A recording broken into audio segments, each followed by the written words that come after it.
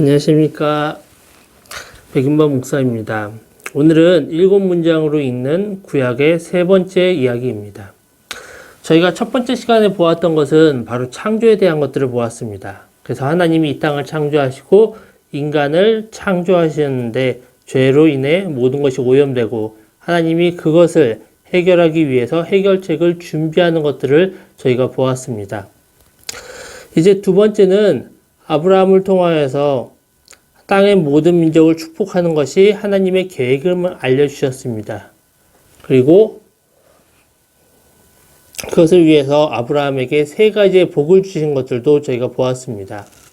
오늘 이제 세 번째는 그 아브라함의 후손이 하나의 민족이 되고 그 민족이 하나님의 백성이 되는 아주 중요한 사건, 출애굽 사건에 대해서 이야기를 하고 있습니다.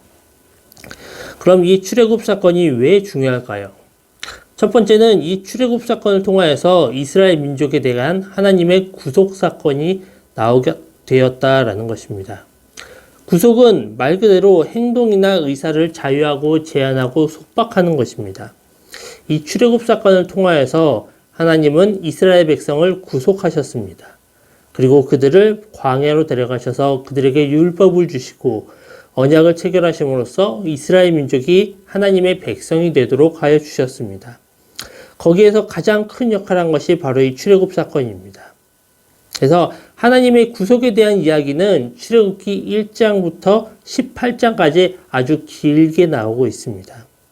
하지만 그 내용이 워낙 흥미진진하고 드라마틱하여서 저희가 지겹지 않게 그것들을 하나하나 볼 수 있습니다.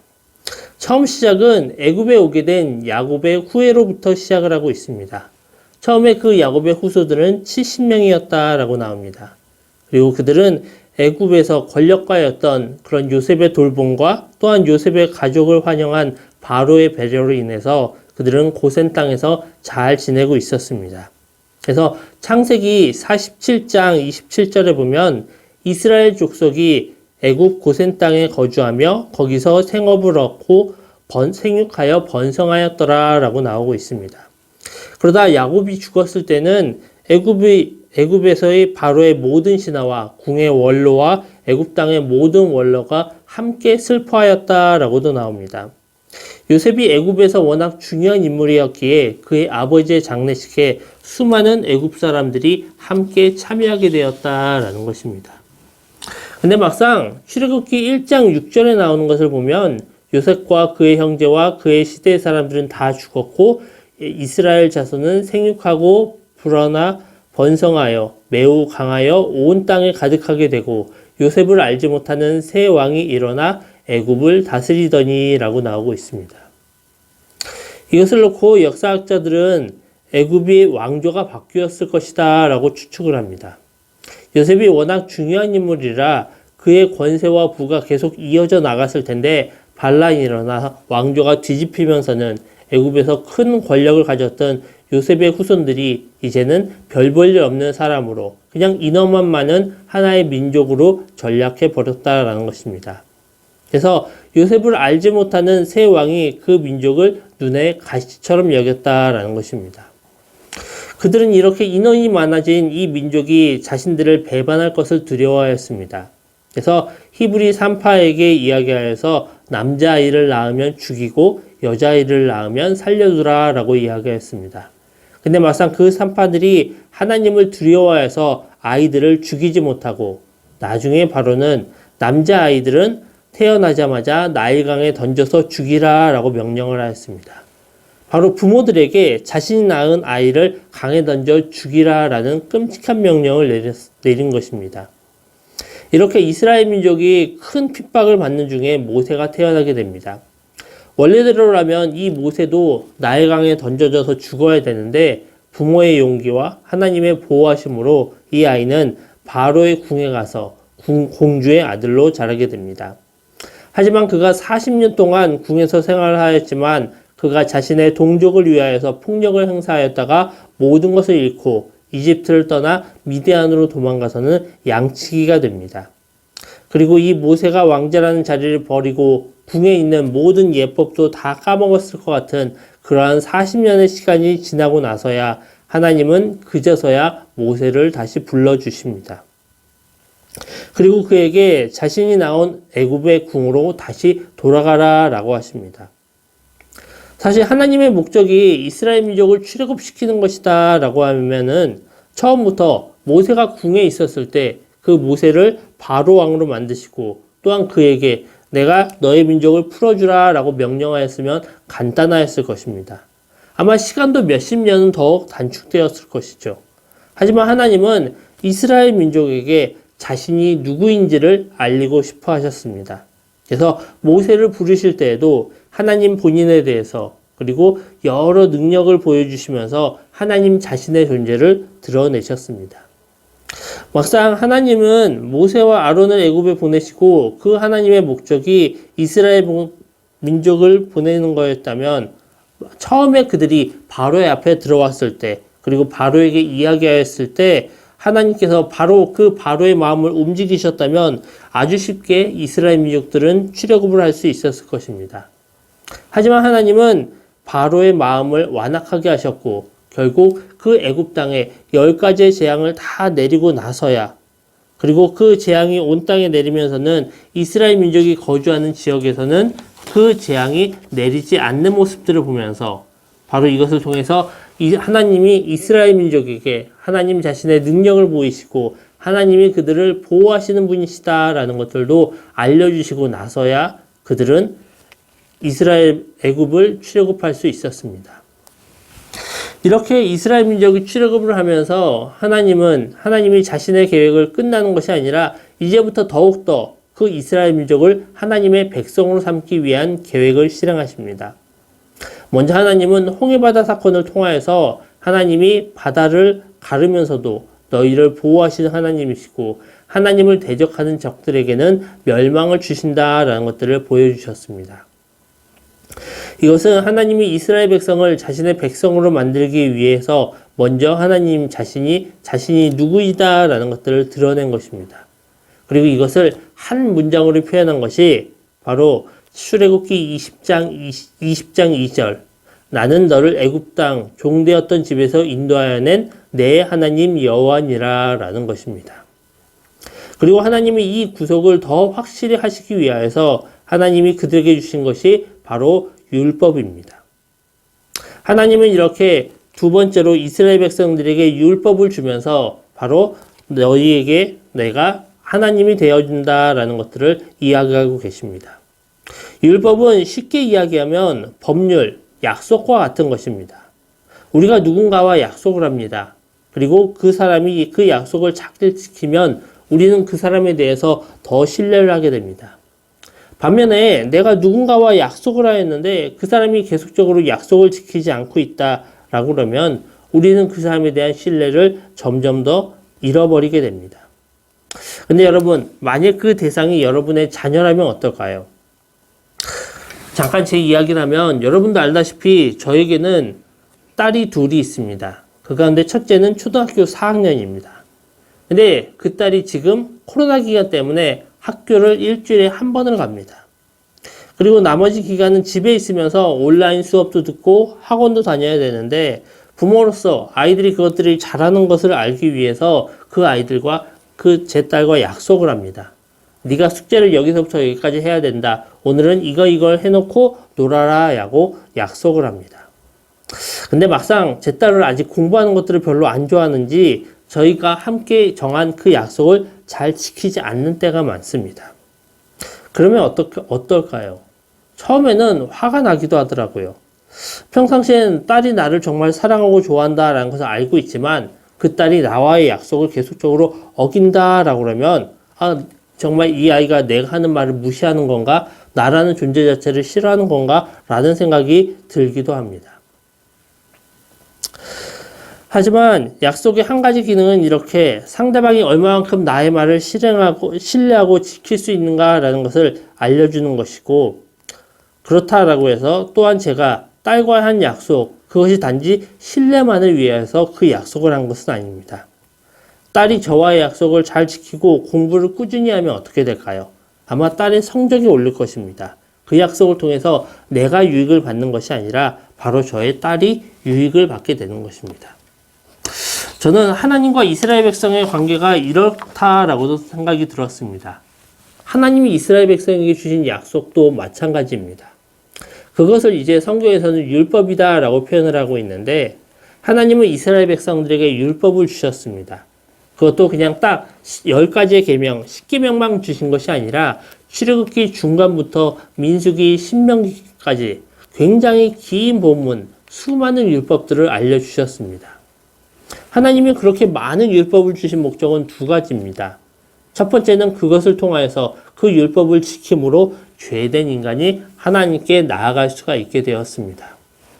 인간은 원래 하나님의 형상을 따라 창조되었다가 죄를 짓고 에덴 동산에서 쫓겨납니다. 그리고 다시 하나님 앞에 나아갈 방법이 없었습니다. 그런데 하나님께서 레위기에 나오는 수많은 죄사의 방법을 주심으로 인하여서 인간이 다시 하나님께 나아갈 수가 있게 되었습니다.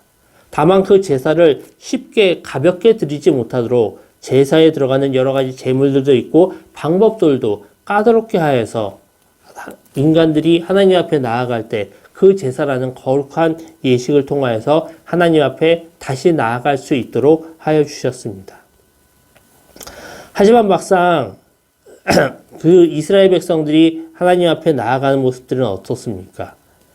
그들이 하나님 앞에 계속적으로 그 율법이 있지만 그 율법을 지킴으로 하나님 앞에 나아가는 것도 있지만 대부분 구약성경에 나오는 모습들을 보면 이스라엘 백성들은 계속 범죄함으로 하나님의 율법을 어기게 됩니다. 결국 죄된 인간은 아무리 하나님이 그들을 구속하였어도 여전히 죄를 놓지 못하고 하나님을 배반하고 있다라는 것입니다.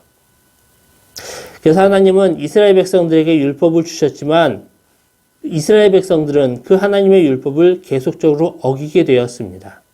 그래도 하나님께서는 그 이스라엘 백성을 포기하지 않았고 계속적으로 그들과 함께하여 주셨다라는 것입니다. 구약에 보면 그 내용들이 길게 이어져 나오고 있습니다.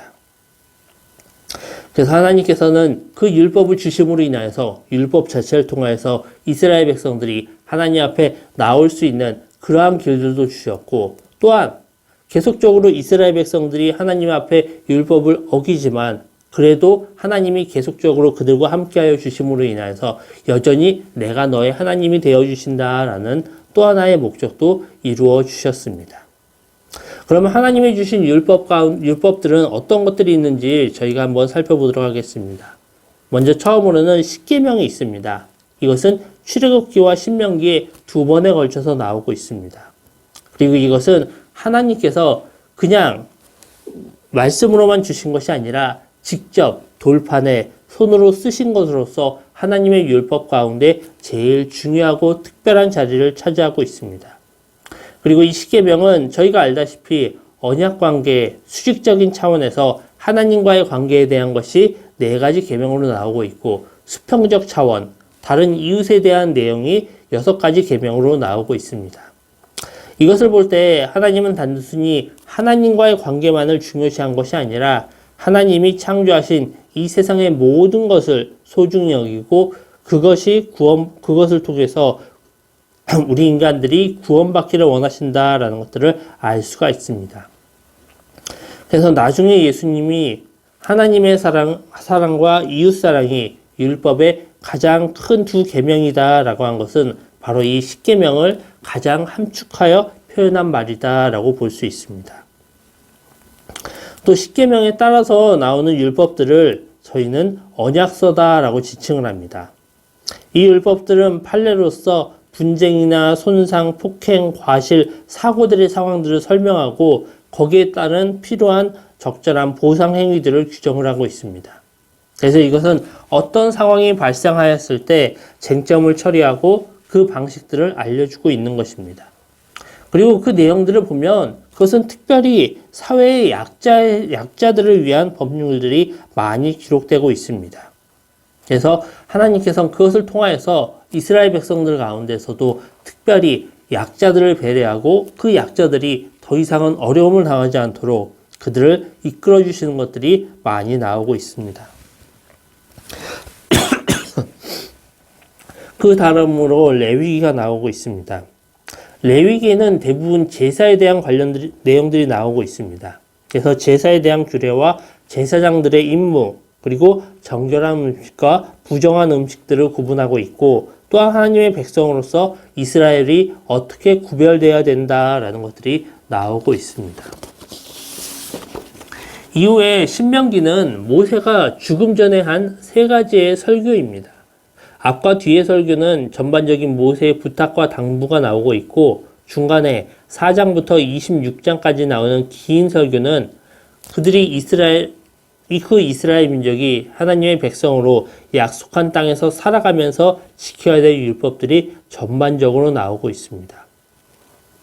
하나님은 이렇게 이스라엘 백성들에게 율법을 주시면서 단지 그것이 그냥 약속이라는 관점에서 너희가 이것을 안 지키면 혼날 거야 라는 것이 아니라 바로 그것을 은혜의 관점으로 주셨습니다. 그래서 이스라엘 민족은 이 율법을 지킴으로 인하여서 그들이 대부분 지키지 못했기 때문에 원래는 큰 벌을 받아야 되지만 그들이 율법을 지키지 못하였어도 하나님이 계속적으로 그들과 함께하여 주시는 은혜를 경험하게 되었습니다. 근데 막상 그것을 받는 이스라엘 민족은 이것을 오해하였습니다. 그래서 이 율법이 하나의 족쇄이자 또한 자신의 민족의 정체성이다라는 것으로 잘못 생각을 하였습니다.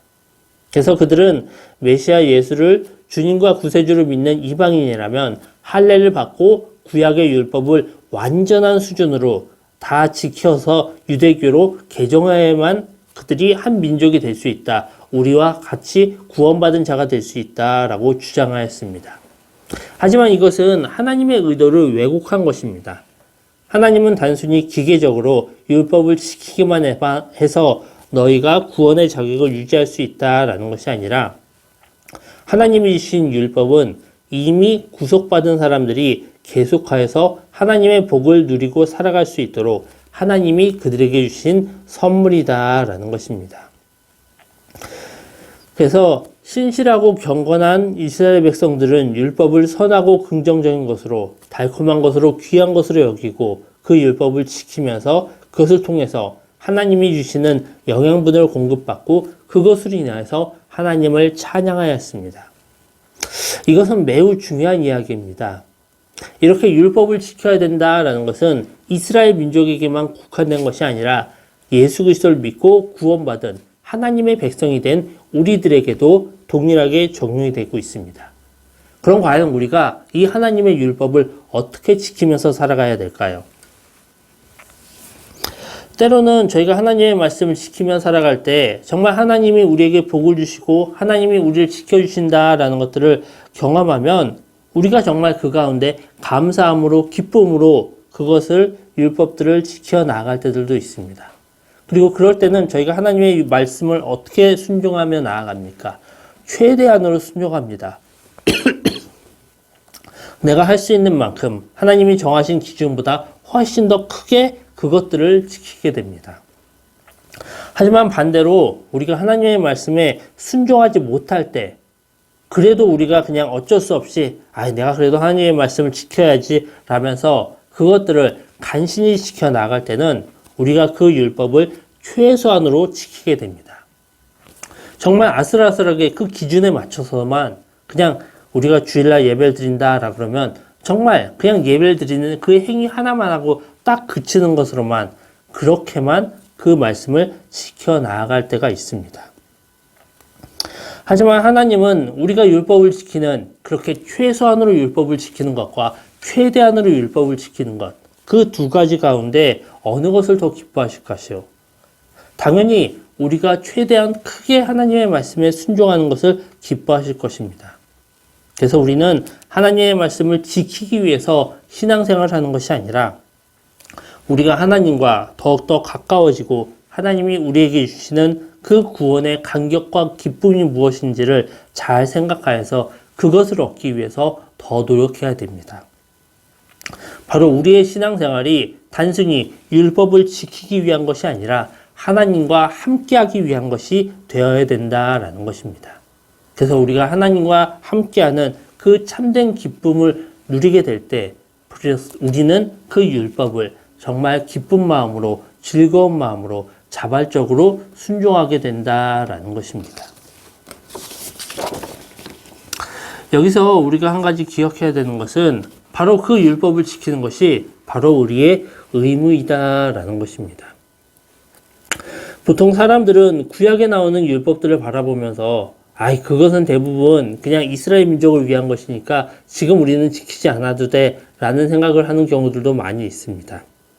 하지만 이제 하나님의 백성이 된다는 것은 단지 이스라엘의 혈통적인 후손들, 이스라엘의 정말 그 계보를 따른, 이스라엘의 그 족보를 따른 사람들만 후손이 되는 것이 아니라 하나님의 뜻을 알고 그것을 지키면서 사는 모든 신자들이 하나님의 백성이 되는 것입니다.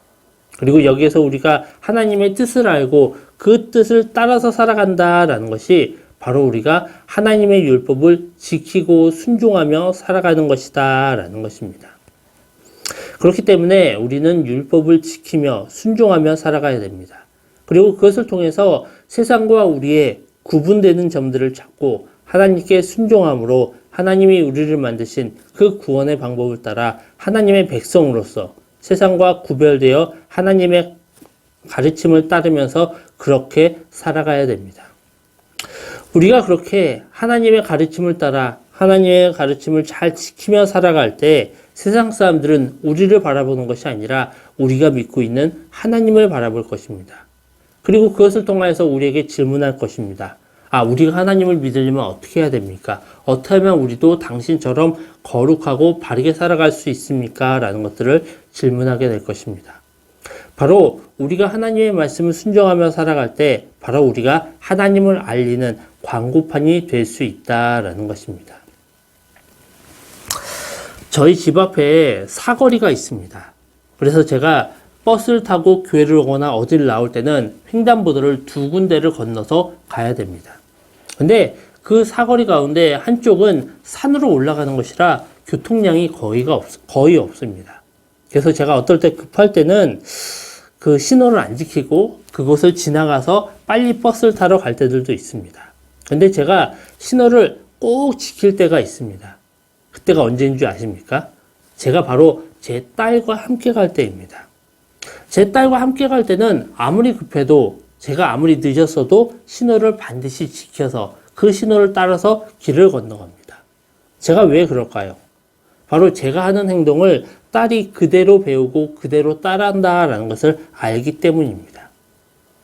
저희들도 하나님이 우리에게 말씀을 주시고 또한 우리가 그 하나님의 모습을 비춰서 살아가고 있는데 만일 우리가 정직하지 않고 우리가 바르게 행동하지 않는다면 세상 사람들은 우리를 통하여서 하나님도 저렇게 정직하지 않으시고 올바르지 않은 분이야 라고 생각할 것입니다. 그래서 우리는 세상 사람들 앞에 보이기 위해서라도 우리는 하나님의 율법을 바르게 지키면서 온전히 살아가야 됩니다. 바로 우리가 그렇게 살아갈 때 우리가 하나님을 비추는 거울이 될 것입니다. 근데 여러분, 우리가 하나님의 백성으로서 이 율법을 지키면서 살아가는 것, 이것이 쉬운 일일까요? 또 우리가 그 율법을 그냥 한두 가지 최소한으로 지키는 것이 아니라 그 모든 율법을 다 지키면서 살아간다라는 것이 우리에게 가능한 일일까요? 아마 여러분들이 이미 우리가 그 율법을 100% 다 지키는 것은 불가능하다라는 것들을 알 것입니다. 내가 나의 모습을 볼 때 내 안에는 욕심이 너무나도 많습니다. 죄악들이 끊이지 않습니다. 그러다 보니까 하나님의 말씀을 그대로 지키면서 하나님의 뜻대로 살아간다라는 것은 정말 그것이 가능하지 않은 일이고 내가 그것을 할 수 없다라는 것들도 알게 됩니다. 그것은 목사인 저도 마찬가지입니다. 그러면 하나님은 처음부터 이렇게 연약한 우리들을 아셨으면은 우리 그 율법의 기준을 조금 더 낮춰주시거나 아니면 우리가 지킬 수 있는 것들만 주시면 좋을 것 같은데 막상 하나님은 그렇게 하지 않으셨습니다. 그것은 바로 하나님이 공의로운 하나님이기 때문에 결코 그 율법을 지키는 사람에 따라 그 기준을 낮추는 것들은 하지 않으신다라는 것입니다. 그러면은 하나님께서는 우리 인간이 지키지도 못할 그 율법을 왜 주셨을까요? 앞에서 이야기했듯이 하나님이 우리에게 율법을 주신 것은 너희가 그것들을 100% 지켜야 된다. 너희가 이것을 지키지 않으면 내가 너희를 멸망시킬 것이다 라는 것이 아니라 우리가 하나님 앞에 나아갈 수 있는 길을 열어주기 위한 것이었습니다. 그리고 하나님은 분명 우리 인간들이 실패할 것들도 아셨을 것입니다. 그래서 하나님은 예수 그리스도를 통하여서 우리 인간이 실패하여도 우리가 하나님 앞에 나아갈 수 있는 그 모든 죄가 사할 수 있는 길들도 열어주셨다라는 것입니다. 그렇기 때문에 우리는 율법을 지키도록 최대한 노력을 다하면서도 모든 힘을 다 쓰면서도 우리가 그 가운데 실패할지라도 때로는 다시 죄 가운데 돌아갈지라도 때로는 우리의 욕심이 우리의 발목을 잡을 때에서라도 우리는 하나님 앞에 바르게 서 나아갈 수가 있다라는 것입니다. 시편 51편 16절에서 17절에 보면 이런 말씀이 있습니다. 주께서는 제사를 기뻐하지 아니하시나니 그렇지 아니하면 내가 드렸을 것이라. 주는 번제를 기뻐하지 아니하시나이다. 하나님께서 구하시는 제사는 상한 심령이라. 하나님이여 상하고 통회하는 마음을 주께서 멸시하지 아니하시리이다.